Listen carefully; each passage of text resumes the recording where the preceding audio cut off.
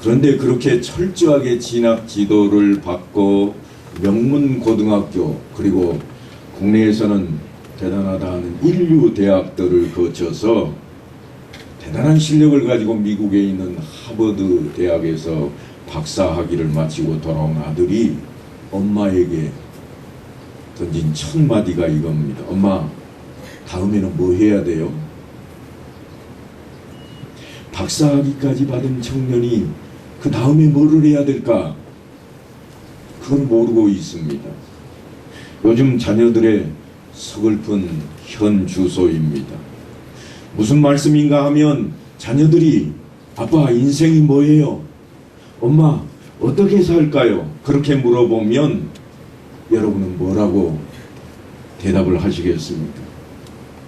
부모로서 대답을 해줘야 하겠는데 상당히 궁색합니다. 더욱 심각한 것은 아이들이 절대로 그런 질문을 하지 않는다고 하는 겁니다. 사실 그런 질문을 하는 아이라면 절대로 걱정할 필요도 없을 것입니다. 더욱이 기독교나 하나님에 대해서 묻는 자녀가 있다면 희귀한 존재로 여겨질 수밖에 없습니다. 그런 세대를 살아가고 있는 우리를 향해서 본문은 이렇게 시작합니다. 후일에 네 아들이 내게 묻기를 우리 하나님 여호와께서 명령하신 증거와 규례와 법도가 무슨 뜻이냐 하거든. 틀림없이 여러분은 아이고 목사님 그런 걱정하들 마세요. 우리 아이는 절대로 그렇게 묻지 않아요. 그럴 겁니다.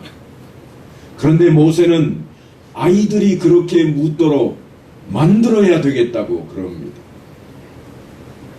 지금 모세가 전하는 이 말씀은 아이들이 물을 때 이렇게 대답을 하라, 거기에 그치고 있는 그런 우리에게 대답을 무엇이라고 할까 그걸 설명하는 그런 자리가 아닙니다. 오히려 우리의 자녀들이 그렇게 물어야 되겠다고, 묻게 만들라고 지금 이 말씀을 우리에게 전하고 있다고 하는 것입니다. 우리의 자녀가 우리를 향해서 아빠 예수를 왜 믿어야 하는가요? 그렇게 질문하도록 만들라는 겁니다. 아빠 예수를 왜 믿어야 돼요? 그렇게 질문하게 만들고 또한 그 말씀은 뒤에서 우리가 그에 대한 답변을 준비하고 있어야 되겠다. 그런 말씀입니다. 모세의 이야기를 들어보면 아주 재미있습니다. 아니 신난다는 표현을 해야 옳을지도 모르겠습니다. 내 하나님 여호와께서 내 조상 아브라함과 이삭과 야곱을 향하여 내게 주리라 맹세하신 땅으로 너를 들어가게 하시고 네가 건축하지 아니한 크고 아름다운 성읍을 얻게 하시며 네가 채우지 아니한 아름다운 물건이 가득한 집을 얻게 하시며 네가 파지 아니한 우물을 차지하게 하시며 네가 심지 아니한 포도원과 감람나무를 차지하게 하사 내게 배불리 먹게 하실 때에. 다른 세계 이야기 같습니다. 아니 이스라엘 이야기로만 우리는 치부해버리기 쉽습니다. 그런데 여러분 곰곰이 생각을 해보십시오. 우리의 자녀들이 언제 자기 먹을 것을 준비한 적이 있습니까? 우리 아이들이 언제 자기 학비를 자기가 벌어서 낸 적이 있습니까? 다 부모가 준비해서 먹이고 재우고 입히고 학교에 보내놓았습니다. 오늘 말씀이 거창해 보일지 모르지만 우리 일상생활에 있는 그대로의 말씀이 지금 기록되어 있는데 모세의 이야기가 바로 그 이야기입니다. 이거 누가 했니? 그런 질문입니다. 아이에게 이게 누가 한 거니? 하고 묻는 거예요. 너 지금 배부르지? 왜? 밥 먹었으니까. 어디서? 집에서요. 그거 누가 줬는데? 아, 엄마가 차려줬잖아요. 네가 만들었니? 아니요. 그럼 누가 만들었는데? 아, 엄마가요. 그걸 누가 몰라요. 여기 어디야? 내 방이요. 누구네 집인데? 우리 집. 누가 만들었니? 네가 만들었니? 아니요. 그냥 누리는 겁니다. 이게 당연한 이야기일까요? 우리는 당연하게 생각합니다. 그런데 오늘 모세는 당연한 일이 아니라고, 그것이 결코 당연한 일이 아니라고 이야기하고 있습니다. 왜냐하면 아들이니까 그렇게 당연한 이야기를 우리는 잊어버리고 있습니다. 그 하나님이 이 아빠를 만드셨어. 그 하나님이 이 엄마를 만드신 거야. 지금 모세가 그 근거를 제시하고 있습니다. 마치 우리의 자녀들 앞에 있는 부모처럼 하나님께서 이스라엘 백성들을 택하셨고 사랑하셔서 그들을 자녀로 삼으셨다고 하는 말씀입니다. 그리고 구원의 이야기를 끌어들입니다. 다분히 사랑에 대한 그런 이야기입니다. 하나님이 너를 이처럼 사랑하시니 너도 하나님만 사랑해야 되겠다. 밑도 끝도 없이 나오는 이야기가 아니라 지금 그 말씀을 전하게 만들고 있습니다.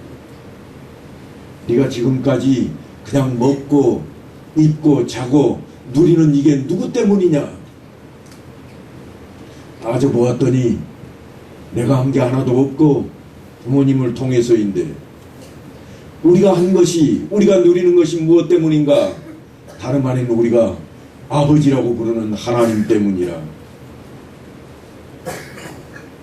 너는 조심하여 너를 애굽 땅 종 되었던 집에서 인도하여 내신 여호와를 잊지 말고 네 하나님 여호와를 경외하며 그를 섬기며 그의 이름으로 맹세할 것이니라. 너희는 다른 신들 곧 내 사면에 있는 백성의 신들을 따르지 말라.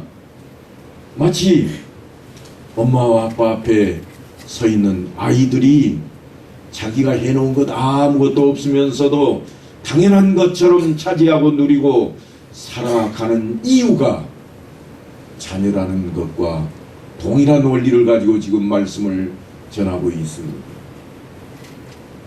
내가 그렇게 했는데 내 아이가 나를 향해서 효도하는 게 아니라 저 옆집의 아저씨를 더 귀하게 여기고 존중하고 건너 마을에 있는 어떤 아주머니를 훨씬 더 잘 따른다고 한다면 부모의 마음은 어떠할까요? 모세가 지금 이스라엘 백성들에게 그 이야기를 하고 있습니다. 하나님께서 너희를 택하셨고 너희를 위해서 이처럼 하나님의 일을 행하셨는데 너희는 어찌 하나님이 아닌 다른 신을 쫓아가려고 하느냐? 모세가 그걸 근거로 삼고 후일에 내 아들이 내게 묻기를 우리 하나님 여호와께서 명령하신 증거와 규례와 법도가 무슨 뜻이냐 하거든 그렇게 묻게 만들고 그렇게 가르치라는 겁니다. 너는 내 아들에게 이르기를 우리가 옛적에 애굽에서 바로의 종이 되었더니 여호와께서 권능의 손으로 우리를 애굽에서 인도하여 내셨나니, 구원에 대한 이야기가 이미 경험한 자기들의 이야기를 통해서 하나님을 자녀들에게 전하게 하고 있는 그런 이야기입니다.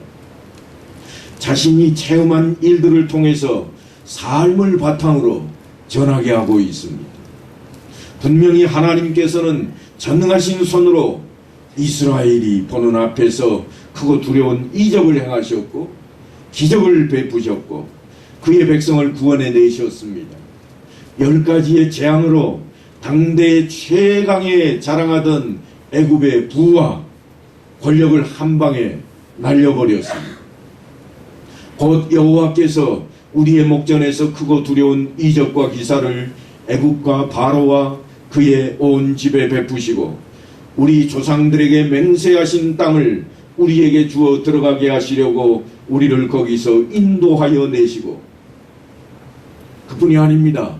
홍해를 갈라서 그 사이에 큰 길을 지나가는 그런 것처럼 건너가게 하셨는가 하면 이내 바다를 닫아버려서 뒤쫓아오던 애굽의 군대가 수장되는 모습을 목도하게 했습니다. 이 모든 것이 이스라엘 백성들이 바라보는 가운데 행해졌던 일들입니다. 애굽의 종살이를 끊어버린 겁니다. 그리고 시내산 앞에 다다르자 하나님께서 직접 강림하시고 하나님의 나라 백성으로 삼으시겠다고, 뿐만 아니라 제사장 나라를 너희를 통해 세우겠다고 언약을 자청하셨습니다. 소위 말하는 시내산 언약입니다. 그래서 율법을 제시하고 성막을 통해서 함께 하시겠다고 약속하고 있는 겁니다. 9일 너의 아들이 너에게 대간절 시내산 언약이 나와 무슨 상관이 있느냐고 그렇게 묻거든 너는 무엇이라고 대답하려느냐. 바로 그 이야기가 오늘의 이야기입니다. 부모들은 자신을 바라보는 자녀들을 향해서 내 경험을 바탕으로 그들을 가르치게 됩니다. 그래서 늘상 하는 말이 있습니다. 너도 꼭 너 같은 아이 낳아가지고 그때 되면 한번 보자. 왜 그런가 하면 아직 자식에게는 내가 가지고 있는 경험이 없기 때문입니다. 먼저 경험하고 살아본 부모가 하는 말이 그 말입니다. 그러니까 부모가 자녀들에게 가장 먼저 가르쳐야 하는 것이 무엇인가 하면 하나님에 대한 체험입니다. 예수에 대한 체험입니다. 신앙 안에서 우리가 할 수 있는 신앙을 물려주는 가장 바른 길이 바로 그것이라는 겁니다. 예수님을 만나게 하는 것입니다. 예수님께서 이런 말씀을 하십니다. 나를 본 자는 아버지를 보았거늘 어찌하여 아버지를 보이라 하느냐. 나는 아버지 안에 거하고 아버지는 내 안에 계신 것을 네가 믿지 아니하느냐. 네가 믿는다면, 네가 나를 만났다면 아버지도 만나는 것이라. 하나님을 체험하게 되었다는 것. 자녀들에게 그 체험을 가르치기 위해서 부모가 먼저 그 체험이 있어야 됩니다. 모세는 그 이야기로 지금 시내산 언약을 통해서 하나님을 체험한 기억을 소환하고 있습니다. 시내산이 빽빽한 구름으로 가득 채워지고 불기둥이 등장을 하고 우레소리가 나고 나팔소리가 들리며 하나님이 임재했던 그때를 나는 체험했노라. 왜 하나님이 그렇게 하셨던가? 우리가 애굽 땅에서 종살이하던 그것으로부터 우리를 구원하시고 우리를 하나님께서 살리시며 이제는 더 이상 종이 아니라 하나님의 백성으로 삼기 위해서 그랬노라. 그런데 그렇게 살아가는 것은 어떻게 사는 것인가? 그것이 다름 아닌 율법에 대한 이야기입니다. 하나님 앞에는 어떻게 나아갈 것인가? 그게 성막에 대한 이야기입니다. 우리가 늘 하는 이야기가 있잖아요. 저 집은 자식 농사를 잘 지었어. 어떨 때 그런 말씀을 하는가요? 자식이 부모에게 효성을 다 할 때 그럽니다. 도리를 지켰다는 생각에서 그런 이야기를 하는 거죠. 그러니까 하나님 앞에 우리는 하나님 말씀 안에 살아가야 되는 겁니다. 그것을 보이는 것입니다.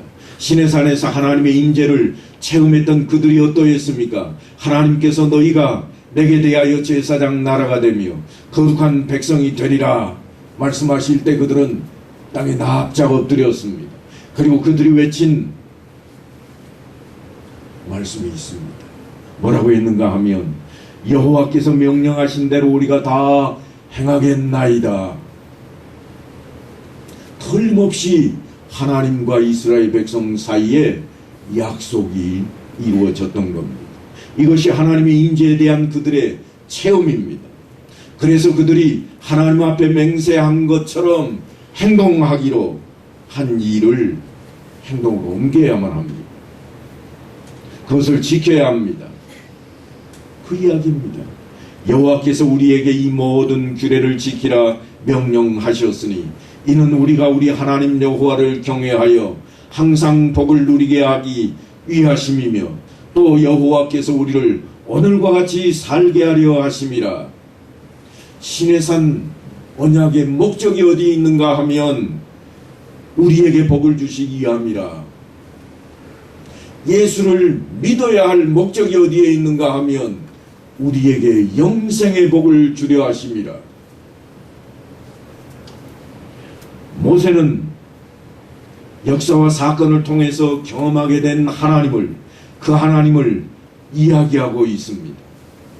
신약 성경의 초석인 복음서도 예수님에 대한 다른 이야기보다는 삶에 대한 이야기에 초점을 맞추고 있습니다. 그래서 흔히 예수는 역사다 그렇게 이야기합니다.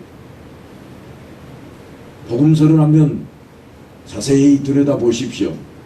어디에도 예수님이 방언을 하셨다든가 예수님이 입신하였다는 그런 이야기가 없습니다.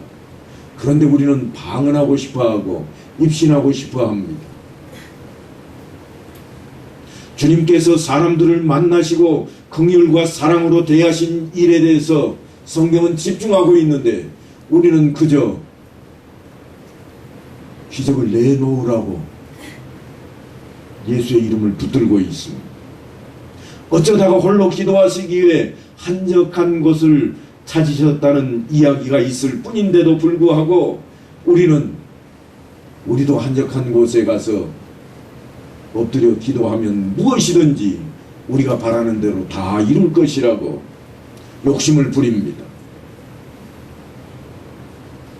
어떻게 우리가 사는 것이 하나님의 뜻에 따라 사는 것인지를 주님은 몸소 우리 앞에 보여주셨습니다.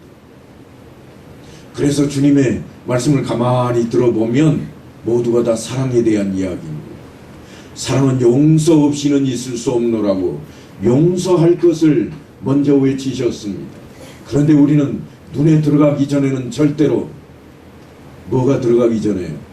흙이 들어가기 전에는 절대로, 다시 말하면 내가 죽거나 나면 모를까 그 전에는 용서할 수 없다고 붙들고 있습니다.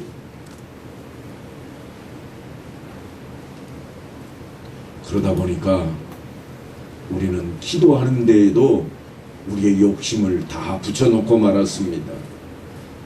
기도를 열심히 하면 행동은 하지 않아도 된다는 생각에 빠져들기 시작했습니다. 그런데 기도라고 하는 이 단어가 히브리어나 혹은 헬라어로 번역될 때 어떻게 되어 있는가 하면 히브리어는 노동이나 혹은 행동이라고 하는 단어를 사용을 하고 있습니다만 헬라어에서는 섬긴다 하는 단어로 다시 번역을 해놓고 있습니다. 그러니까 우리는 어떻게 생각을 해버리는가 하면 기도만 하면 다 된다고 생각을 해버리는 겁니다. 예수님께서 직접 하신 말씀이 있습니다. 인자가 온 것은 섬김을 받으려 함이 아니라 도리어 섬기려 하고, 그래서 예수님께서 삶을 보이신 그 모든 것 속에는 섬김이라고 하는 것이 내포가 되어 있습니다. 대접받는 게 내포되어 있지 않고 섬기는 게 내포되어 있습니다. 그럼에도 불구하고 우리는 어디서든 섬기는 것보다는 대접받을 것을 원합니다.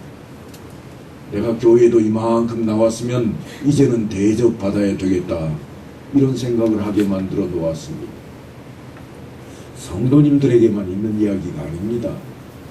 그래도 하나님의 말씀을 가르치는 목회자들에게까지도 이런 이야기가 있습니다. 뭔가 하면 목회자가 교회에 가거든 눈 감고 3년, 귀 닫고 3년, 입 닫고 3년을 지나고 난 뒤에 그 뒤에는 누려라. 그 뒤에 되면 다 차지할 수 있다는 거예요. 다시 말하면 10년만 지나면 자기 마음대로 해도 될 것처럼 이런 이야기들이 그냥 흘러다닙니다. 세상에는 안 그럴까요? 목회자들까지 그러는데 세상에는 더 그럴 겁니다. 그래서 이제는 내가 대접을 받아야 되겠다는 생각이 모든 것 위에 자리 잡게 되어버립니다. 사도 바울은 예수님이 섬김을 받으려고 하지 않고 섬기려고 했다고 하는 그 말씀을 이렇게 해석을 해 놓았습니다. 내 이웃을 내 자신과 같이 사랑하라 하신 그 말씀 가운데에 다 들어있느니라. 내 이웃을 내 자신과 같이 사랑하라고 하는 그 말씀 가운데 예수님의 삶이 다 들어있다는 겁니다. 그러니까 어떻게 하자고 하는가 하면 사도 바울은 우리도 그렇게 살자는 거예요. 분명히 주님께서 하신 말씀이 있습니다. 내 이웃을 내 자신과 같이 사랑하라. 그런데 사도 바울은 오히려 그 안에 삶이 다 들어있다는 거예요. 우리의 삶도 그 안에 들어있다는 겁니다. 예수님께서는 이런 말씀도 다시 하십니다. 나를 섬기려면 나를 따르라. 나 있는 곳에 나를 섬기는 자도 거기 있으리니 사람이 나를 섬기면 내 아버지께서 그를 귀히 여기시리라. 내 이웃을 내 자신같이 섬긴다면 나와 함께 할 수 있겠다. 나와 함께 한다면 하나님께서 즐거워하실 거야. 이런 해석이 가능한 말씀입니다. 주님께서는 이웃을 함께하는 사람으로 끌어들이고 있습니다. 그래서 섬기는 것은 함께하는 것이라고 가르칩니다. 주님과 함께하는 것, 그것은 말씀 안에 있는 것을 의미하고 말씀대로 사는 삶의 터전을 일컫고 있습니다. 그 안에서 만나는 하나님에 대한 체험이요, 예수를 만나는 체험입니다. 이것이 우리의 신앙 고백이 되어야만 합니다. 그래서 모세는 9일에 네 아들이 내게 묻기를 우리 하나님 여호와께서 명령하신 증거와 규례와 법도와 무슨 뜻이냐 하거든. 하나님께서 우리 조상들에게 약속하신 대로 애굽에서 끌어내시고 약속하신 그 가나안 땅으로 인도해 주셨고 우리들로 이 땅에서 언제까지나 하나님의 말씀에 순복하며 그 뜻을 좇아서 하나님께서 주시는 복을 받아 누리며 잘 살게 하시려고 하는 것이라. 자녀를 사랑하지 않는 부모는 없습니다. 자기는 좀 못되어도 자녀는 잘 되기를 원합니다. 그저 내 아이 다른 아이들에게 축에 빠지지 않게 하려고 하다못해 일당을 위해서 날마다 일터에 나가 돈을 벌어서라도 그걸 해주고 싶어하는 게 부모의 심정입니다. 그런데 자녀들은 어떠든가요? 자녀들은 엄마의 수고와 아버지의 노고에 대한 생각은 없습니다. 친구들과 자기를 비교합니다. 친구는 옷도 메이커 입었는데 자기는 아니라는 것. 친구는 가방을 멋진 거 하나 짊어지고 다니는데 자기는 없답니다. 자기보다 분명 못한 친구도 있을 것인데 자기보다 나은 친구하고는 비교합니다. 그러다 언제 철이 드는가 하면 지네가 장가 들고 시집가서 아이를 낳고 기르다가 철이 듭니다. 우리 큰아이가 벌써 40이 넘었는데요. 저희 엄마하고 통화하는 내용을 들어보면 이렇습니다. 엄마도 우리 이렇게 키웠어요? 얼마나 고생했어요? 부록의 나이라고 하는 40이 돼서 이제서야 깨닫게 된다는 거예요. 왜 그렇게 되는가? 모세는 우리에게 그거를 미리미리 가르쳐야 된다고 지금 주장합니다. 내가 믿는 예수를 온전히 가르치지 못해서 그들이 예수를 알지 못하고 떠나게 되고 내가 알고 있는 그 신앙을 그들이 갖지 못하게 되었노라고 모세가 지금 우리에게 그걸 가르쳐야 되겠다고. 아이들이 그걸 묻게 만들라고.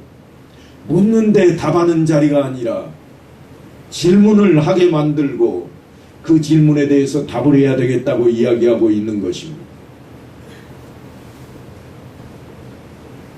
모세가 하나님의 체험을 설명하기 위해서 출애굽 사건과 시내산 언약을 끄집어낸 것처럼 우리도 십자가 사건과 은혜 언약을 우리의 삶 속에서 가져와야만 합니다. 하나님이 자기 독생자를 세상에 보내심은 그로 말미암아 우리를 살리려 하심이라. 사랑은 여기 있으니 우리가 하나님을 사랑한 것이 아니요 하나님이 우리를 사랑하사 우리 죄를 속하기 위하여 화목제물로 그 아들을 보내셨습니다. 세상의 아이들이 내 부모가 어떤 부모인가 부모가 되기 전에 깨달아야 할 것인데 그것을 미리 가르치지 못한 우리에게도 책임이 있노라고 모세가 지금 하나님의 말씀을 끌어들여서 교훈하고 있습니다. 구속 언약은 예수님과 하나님 사이에 맺어졌던 언약입니다. 성부 하나님께서 성자 예수님과 맺은 행위 언약이라 그렇게 말할 수 있습니다. 다시 말하면 죄악으로 타락해서 전적으로 부패하고 스스로 구원할 수 없는 무능력한 죄인인 우리를 구원하기 위해서 예수님께서 직접 인간의 몸으로 세상에 내려와 우리가 받아야 할 그 사망의 죄값을 치르기 위해서 십자가를 치시고 대속적인 죽음을 죽어줄 것을 약속한 것이 하나님과 예수님 사이에 맺어졌던 구속 언약입니다.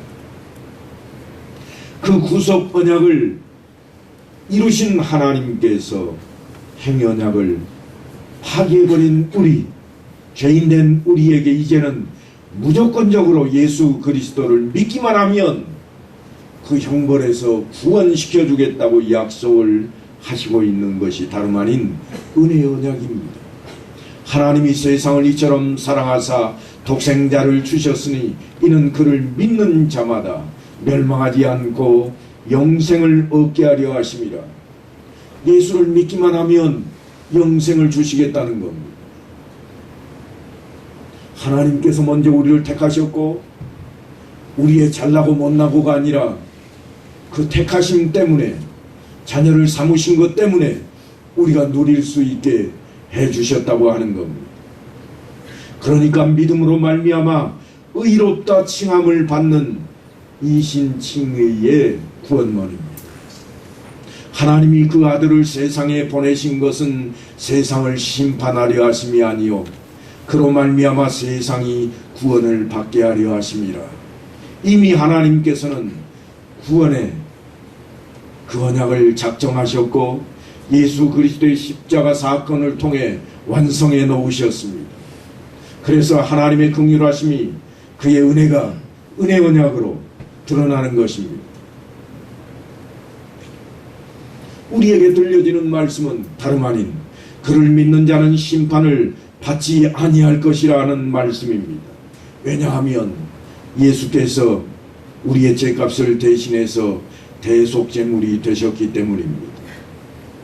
그래서 사실은 은혜 언약과 십자가 사건은 떼어놓을 수가 없습니다. 이 사건이 언제 일어나는가 하면 6월절에 일어납니다.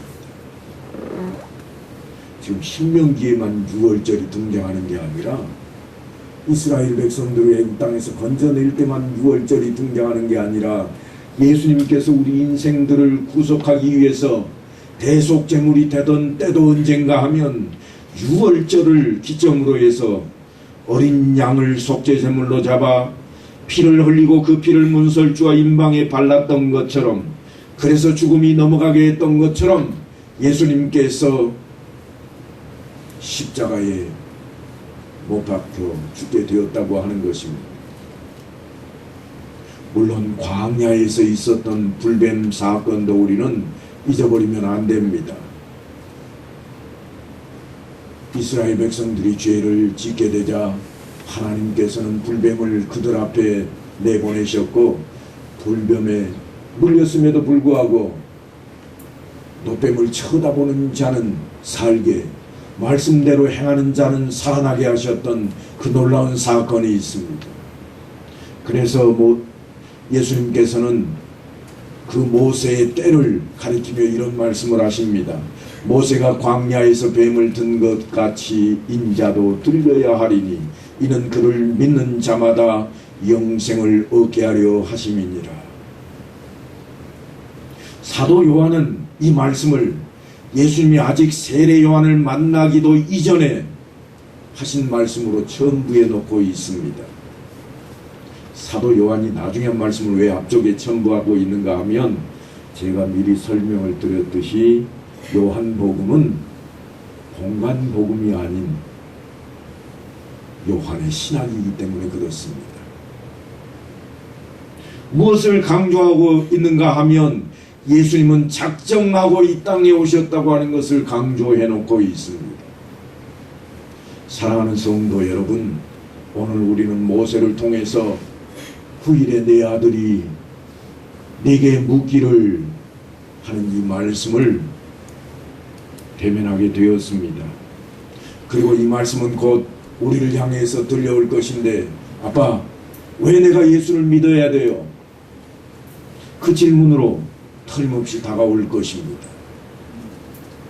그때 우리는 이제 본문을 통해서 우리 자녀들로 하여금 이 질문을 하게 하고, 우리가 체험한 예수를 저들도 또한 만날 수 있도록 그렇게 해야 된다는 놀라운 사실을 다시 한번 깨닫게 되었습니다. 또한 모세가 여호와께서 우리에게 이 모든 규례를 지키라 명령하셨으니 이는 우리가 우리 하나님 여호와를 경외하여 항상 복을 누리게 하기 위하심이며 또 여호와께서 우리를 오늘과 같이 살게 하려 하심이라. 그렇게 외친 것처럼 우리도 자녀들에게 주를 믿는 믿음 안에서 살아갈 수 있도록 십자가 사건을, 또한 은혜의 구속 언약을 잘 일러주고 교훈하고 가르쳐서 정말 우리가 한 일 없이 누리고 사는 이 땅에서의 삶이 어찌 시작되었는지, 하나님께서 우리를 얼마나 사랑하시는지 그 사랑을 전하고 또한 대를 이어나갈 수 있도록 축복된 말씀으로 이 한 주간도 전하고 가르치는 귀한 기간 삼게 되기를 간절히 축원합니다.